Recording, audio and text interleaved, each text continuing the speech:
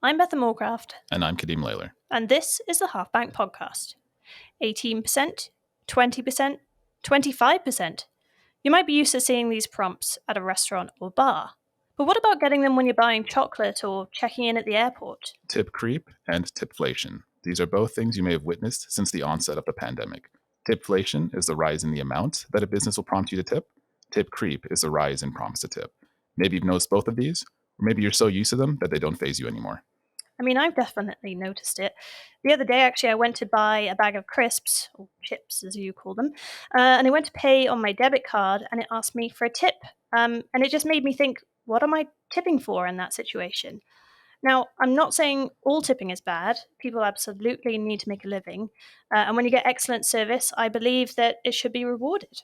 We were chatting about this in the office the other day, and it started a water cooler debate about when to tip and how much. And that discussion inspired this episode. Many of our co-workers seem to agree that too many places are asking for tips these days. And according to a 2023 Angus Reid poll, 4 out of 5 Canadians agree with that. Meanwhile, only 13% believe customer service has improved as tips have increased. This has led to a 59% increase in the number of Canadians who say they prefer a service-included model, which would include the tip in the price. So why are more businesses charging tips? And what do business owners and servers think of the increased pressure on people to tip? And what can you do to better judge whether you need to give in? On this episode of Half Banked, we're talking to a Montreal restaurant owner and an Ontario-based server to get two sides of the debate and help break down all the things you need to think about when you get asked to tip.